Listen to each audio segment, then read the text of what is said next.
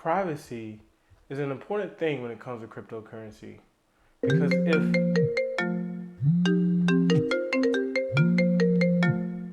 oh, I have a phone call from my mom. Give me 1 sec. Yeah, hey, oh, what do you mean you saw my credit card statement? Yeah, it's for an investment. It was me. I bought it. Yeah, I know they're $1,500, but mom, limited. They are limited edition ponies. No, I don't just play with them. They're an investment. You don't understand, mom. I'll call you back. I'm kind of busy right now. Sorry.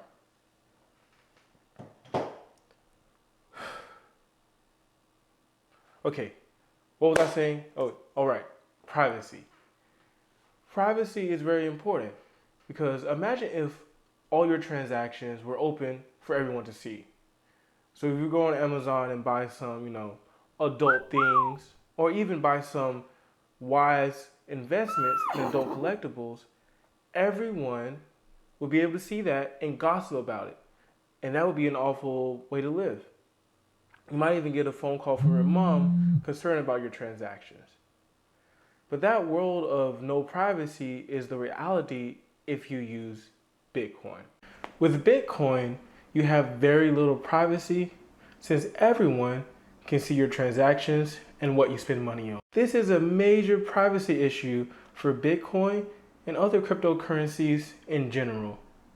But fear not, because in today's video, we're going to cover 3 ways that people have tried to fix Bitcoin's privacy issues over the years.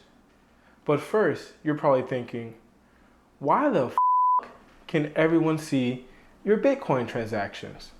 Since Bitcoin was the very first cryptocurrency, it had to be simple and trustworthy. Satoshi, Bitcoin's creator, created Bitcoin in a way so that all the transactions are open for everyone to see and check for themselves, and the transactions are pretty simple and straightforward. This succeeded well for Bitcoin since it is the largest cryptocurrency and a lot of people trust it, and it is very simple. But the downside to this simplicity and open transactions is that Bitcoin pretty much has very little privacy. In order to show you how little privacy Bitcoin has, let's head to the computer where I can show you all of Bitcoin's transactions that have ever happened. So here we have what people call a Bitcoin transaction explorer, and I'll post a link for this in the details below, but it's pretty much a website where you can go and see all the Bitcoin transactions that have ever happened.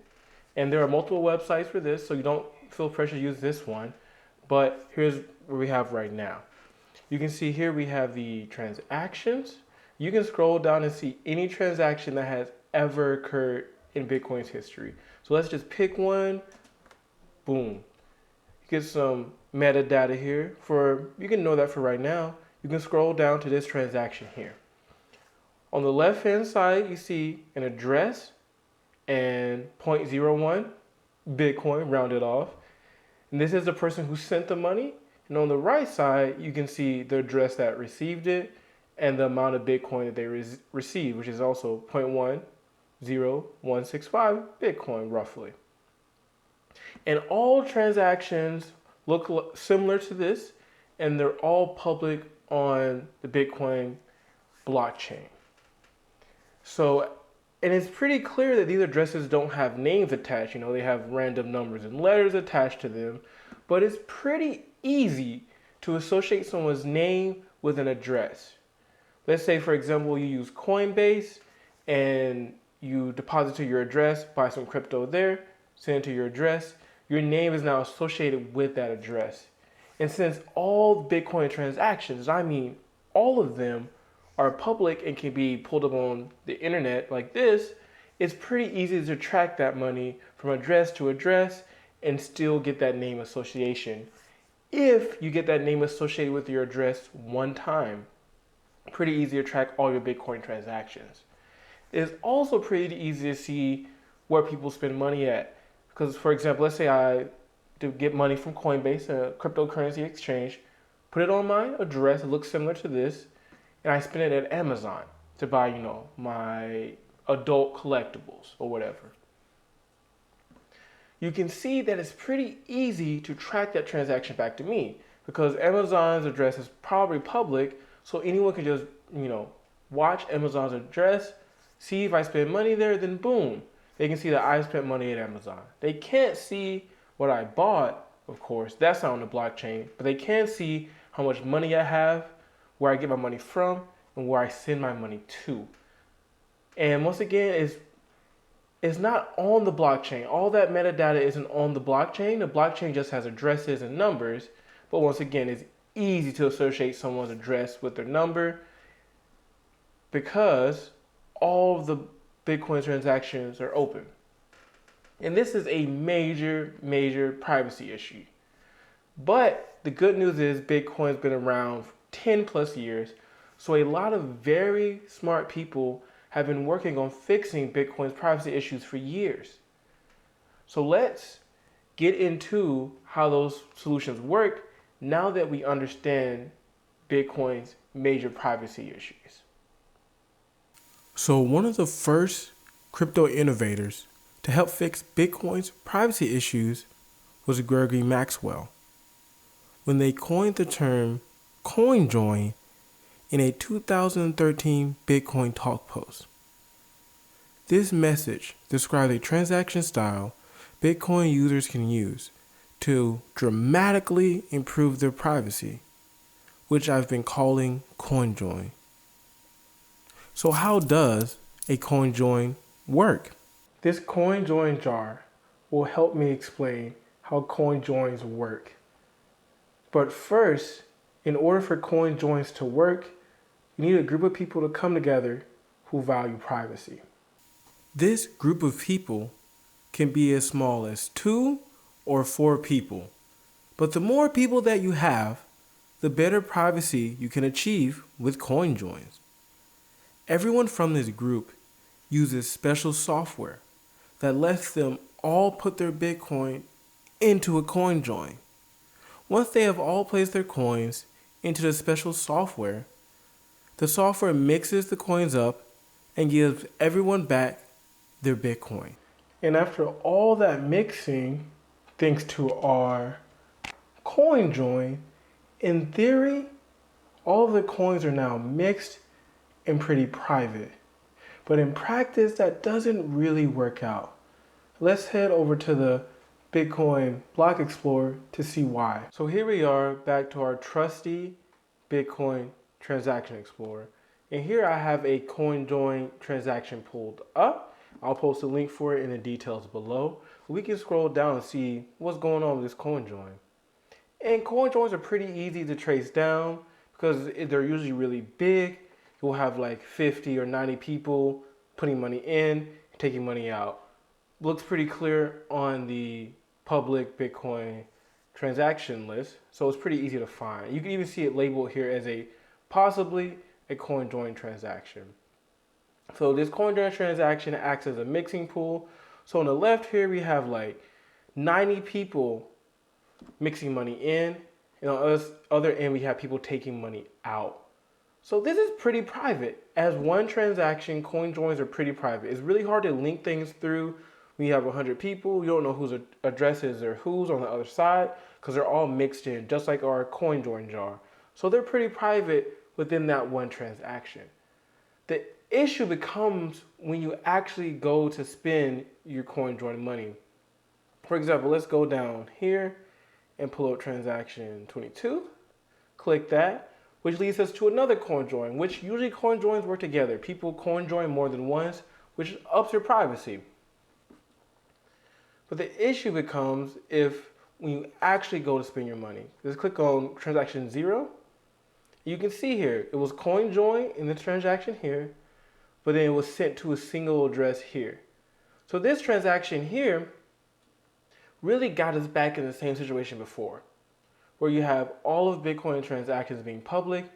And once you leave the CoinJoin transaction and send to your individual address, you pretty much get back to the same situation that you were in before the coin join because I can start tracking you at this address.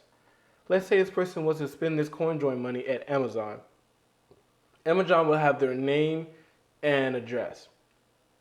So they wouldn't really get a lot of privacy because everyone on the blockchain can still see what the transactions looks like, what addresses were involved in it.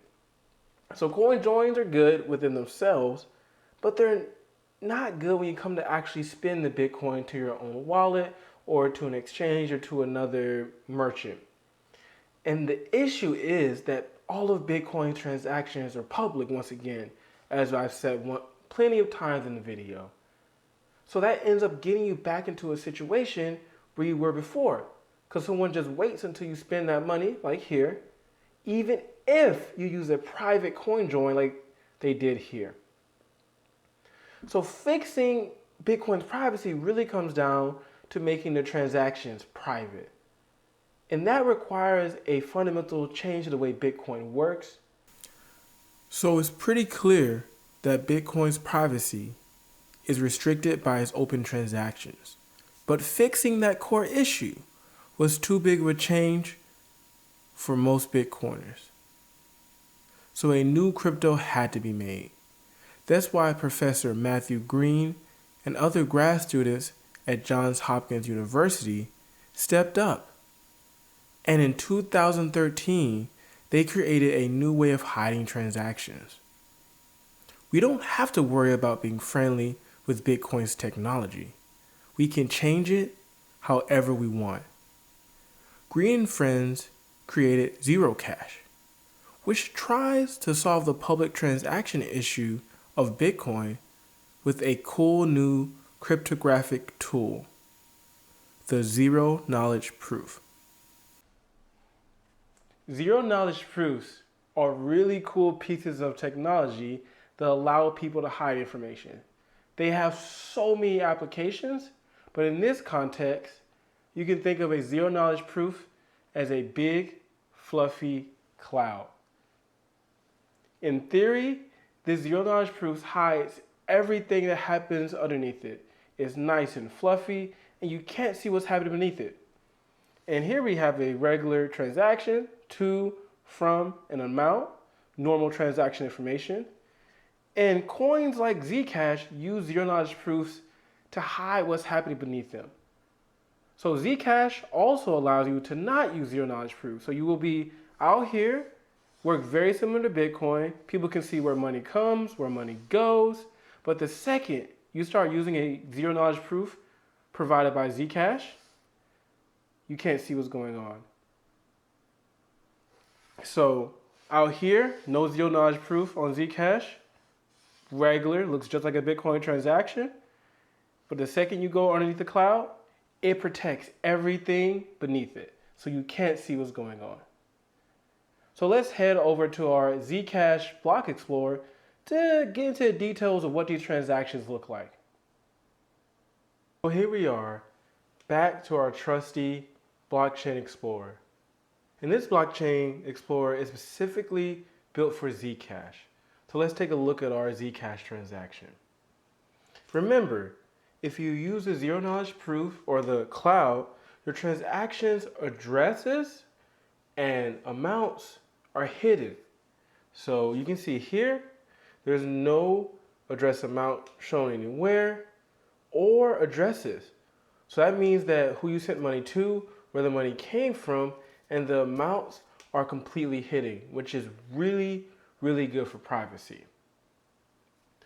But unfortunately, Zcash's privacy isn't really top notch, right?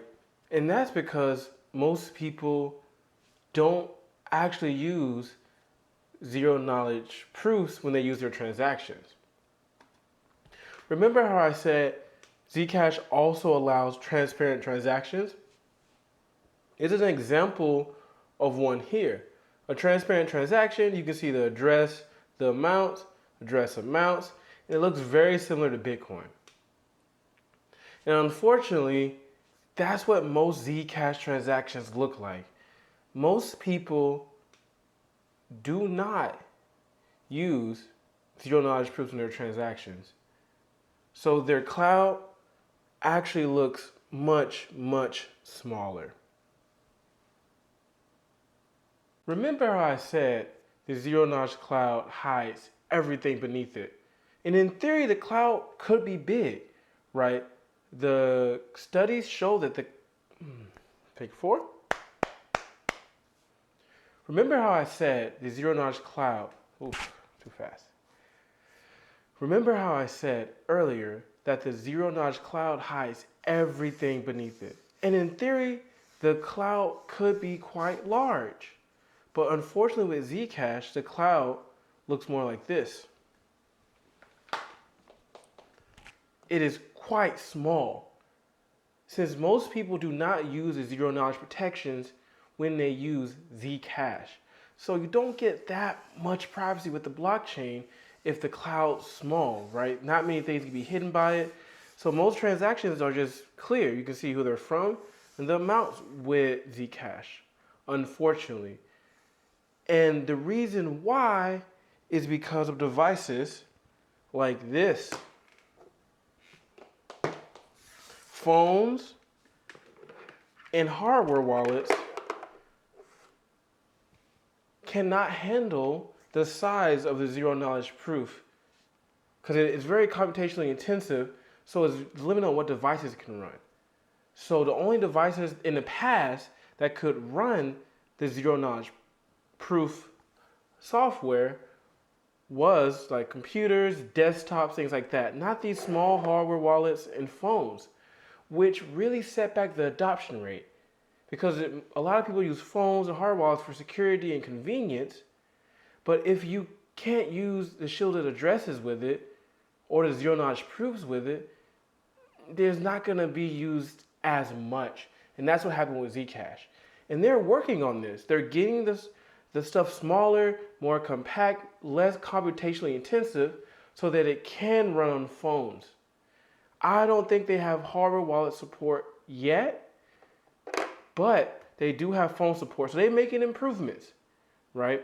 But that really set the Zcash adoption back, made the cloud much, much smaller, unfortunately.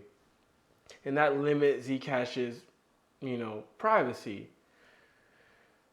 So the privacy issue is still not completely solved with cryptocurrencies yet. But let's wait and I'll tell you about Monero, which has a really, really sketchy past with some great technology. Monero is a great cryptocurrency with a really sketchy background. I have a long video where I go over Monero's sketchy background on the deep web.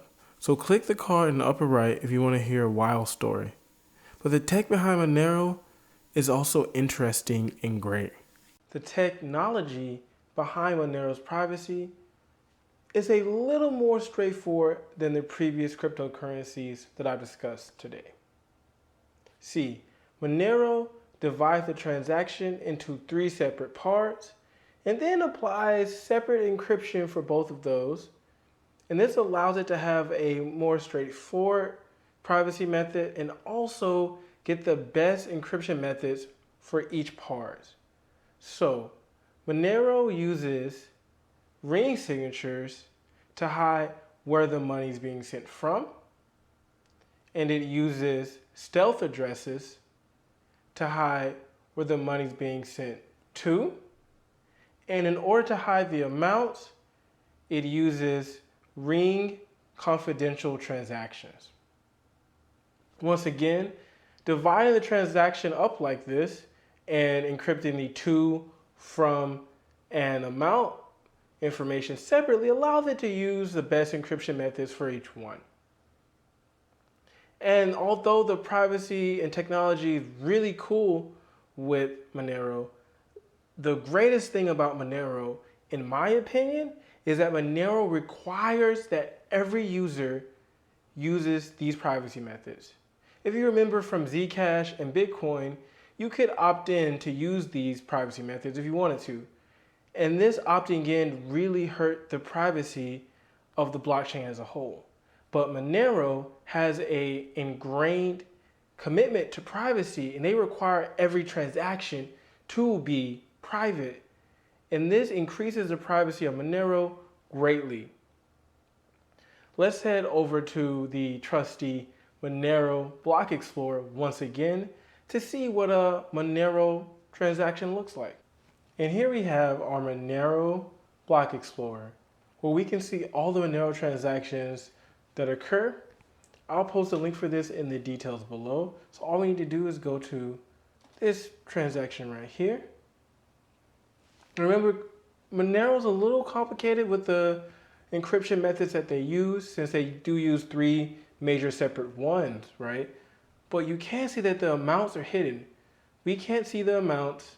You can see the addresses, but they're one-time use addresses. And you can see where the money's coming from in theory, but there are 11 options here. And once again, I can make an entire video talking about the complexities and beauty of Monero's privacy system. But I just wanted to show you guys what a Monero transaction looks like and give you links so you can explore for yourself later. But now that we've explored 3 major ways that people have tried to fix Bitcoin's privacy, let's head over to the controversy zone so I can state some pretty spicy opinions.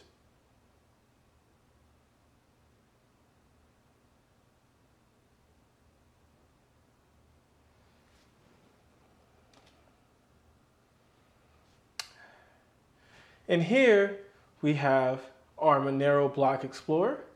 I'll post the details to this below. And you can see all the Monero transactions that have been happening. So we're just going to simply go click on one of the transactions here. And once again, Monero's a little complicated due to the encryption methods that they use. But you can see here that the amounts are hidden. And there is a receive address, but it's a stealth address, which is a really private way of having addresses. And you can see where the money came from here, but you can only see 11 possible places that it came from. So it uses that way to hide the...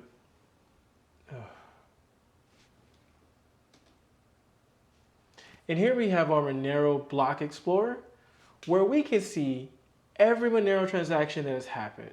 I'll post the details to this in the details below. And we just need to click one of the transactions here. And remember, it might look a little chaotic and complex because Monero does use 3 separate methods of encryption to add privacy to the blockchain.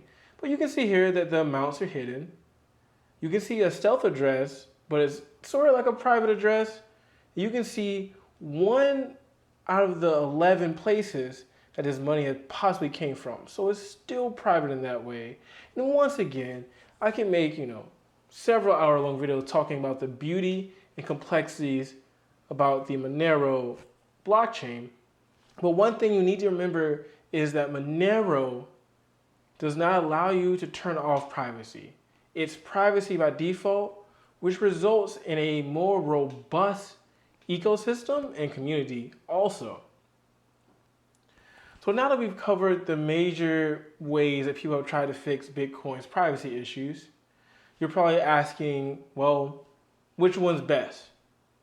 So before I answer that question, let me head over to the controversy zone where I can voice some, spicy opinions.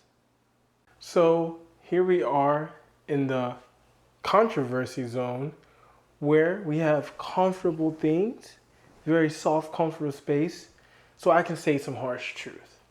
Cryptocurrency is very opinionated. People have a lot of money in cryptocurrency, and people take a lot of pride in which cryptocurrencies they use and which ones they promote for various reasons, which I think can lead to some beautiful things, and it also can lead to some not so beautiful things.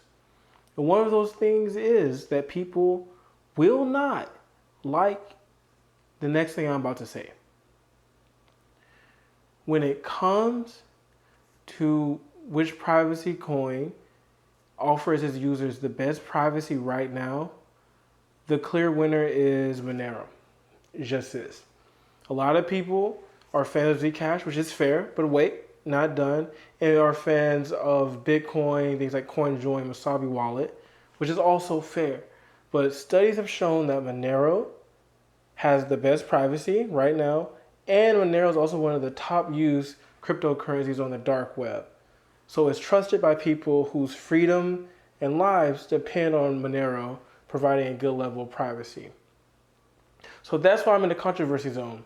People, in the comments might not like what I just said because they're very opinionated. There are billions of dollars, millions of dollars involved in cryptocurrency. So people, get heated. So that's why we're here in the controversy zone. Get comfortable. If that last statement hurt you, here goes a pillow to help you deal with that harsh truth. But I'm not done yet. I firmly love the technology that Zcash and CoinJoins offer for people. Who knows? Once Zcash works on its things, the technology might end up beating Monero in the future. But right now, that's just not true. But the founders and creators of the privacy technology, whether you're using Monero, whether they're behind Zcash or things like CoinJoin, they're all doing great, amazing work. And I applaud all of them. If you're doing work increasing the privacy of citizens and people, I don't care what cryptocurrency you do it under, what project you work on, you have my support. And all these projects I mentioned today are genuinely concerned about privacy and have made great improvements in the realm of privacy. So once again, I want to thank them so much for all their work, and I hope that their work continues on. So now that I've said my bit, let's wrap it up and leave the controversy zone. Now that we're done analyzing these cryptos and comparing their privacy features, I hope that you enjoyed the video. And if you did, I have a live trivia show where you can answer some questions, learn about cryptocurrencies, and maybe win some crypto. And I promise that you will either learn something or you will win something. So check the details below for more information about the live trivia show that I run. And if you have any questions about Bitcoin, Zcash, or Monero, or anything else, you want to ask me how my day's going, please comment below and let me know that. And thank you so much for watching this video and educating yourself about privacy. It's something that I hold dear to my heart, make a lot of jokes about it, with the ponies and the collectibles. But seriously, privacy is very important to me. And thank you so much for participating in that. And hope that you guys stay safe. And I'll catch you at the next video. This beer is really, really sketchy and really uncomfortable. I'm kind of, this is what it's like to have a beer? Is this what having a beer is like? Really glad I don't have a real beer. This is too much.